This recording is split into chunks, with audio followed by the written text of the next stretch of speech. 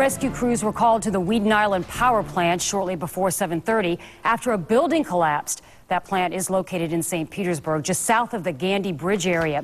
Take a look from Action Air 1 of the scene earlier tonight. Officials say the workers were preparing to demolish the building when it unexpectedly collapsed. One worker remains trapped inside, from what we're told, under 60 feet of rubble.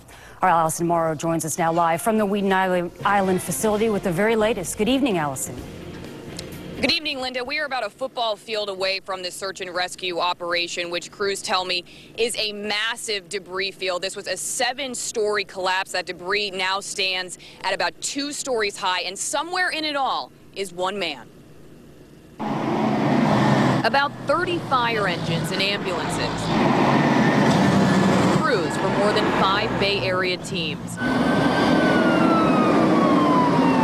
Numbering almost 100 rescue workers, all looking for one man. It's a 67-year-old male who was using a torch. They heard some cracking and popping. It started to have a collapse. A New York-based contractor tasked with chopping up oil-fired boiler number 3 in Progress Energy's 53-year-old Bartow plant, which has been offline for a year and under demolition for several months. It's a structure that stood 180 feet above the ground with a base of 10,000 square feet.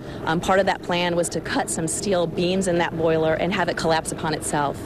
What we know now is that that didn't go according to plan. The plan calculated the boiler would collapse at 8:30 p.m., but it fell to the ground over an hour ahead of schedule. Of the 21 people inside, one never made it out. And immediately, we looked to make sure we could get everyone accounted for, and it was one contractor that's unaccounted for at this time. Unaccounted for amid a pile of brick and mortar rubble that stands almost 60 feet high. Rescue teams checking its stability as they prepare for a search that could last all night or even longer. We do have a dog responding at this time, and we also have heavy equipment on scene. For hours, no one's been able to make contact with the 67-year-old man, and so no one knows whether he's alive. But as the hours tick by with no word, so does the urgency for crews desperately trying to locate him. Energy takes safety very seriously. We believed we had a safe work plan, and we were very concerned for the safety of the contractor at this time.